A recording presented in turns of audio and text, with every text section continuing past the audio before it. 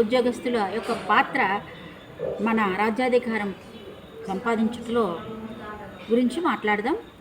ఉద్యోగస్తులు వారి యొక్క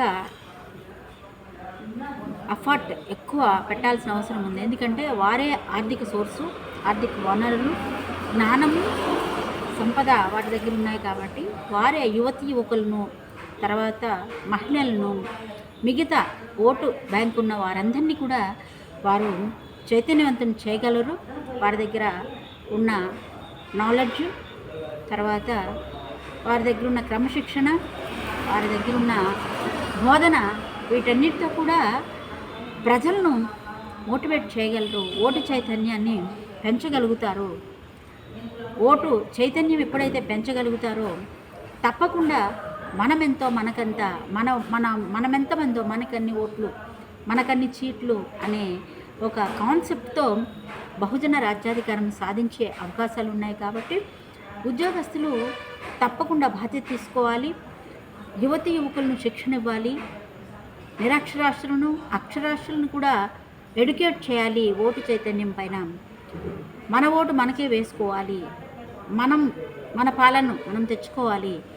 మన వనరులు, మన హక్కులు, మన యొక్క సమాన అవకాశాలు, సామాజిక మార్పు గురించి బహుజనులు ఆలోచన చేసి బహుజన రాజ్యాధికారాన్ని కోసమే పాటుపడితే కనుక ప్రతి ఉద్యోగస్తురాలు కూడా, ఎంప్లాయీస్ అందరూ కూడా రాజ్యాధికారం తెచ్చుకోవాలి.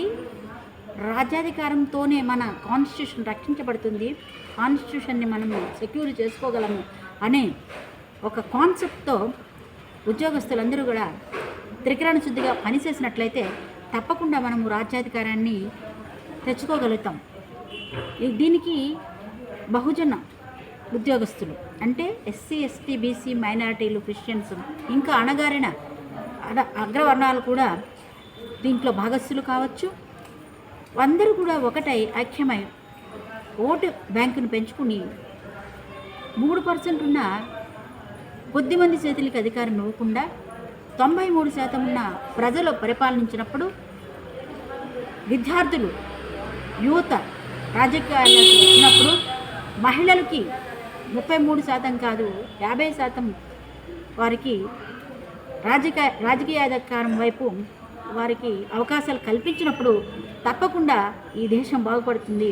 ఈ దేశం యొక్క అభివృద్ధి కానీ, సంపద కానీ, స్వేచ్ఛ, సమానత్వాలు కానీ సాధించబడతాయని కోరుకుంటూ అందరూ కూడా ఓటు చైతన్యాన్ని కలిగి బహుజన రాజ్యాధికారాన్ని తీసుకురావడానికి కృషి చేయాలని, అందులో ఉద్యోగస్తుల పాత్ర ప్రాముఖ్యమైనదని చెప్తూ ఉద్యోగస్తులందరికీ కూడా రిక్వెస్ట్ చేస్తూ కమిటీలుగా ఏర్పడి శిక్షణనిచ్చి అందరికీ, ప్రజలకి ఓటు చైతన్యం నడిపించి బహుజన రాజ్యాధికారం తెచ్చుకోవడానికి ప్రయత్నించాలని కోరుతూ జై భీమ్, జై పూలే, జై భారత్.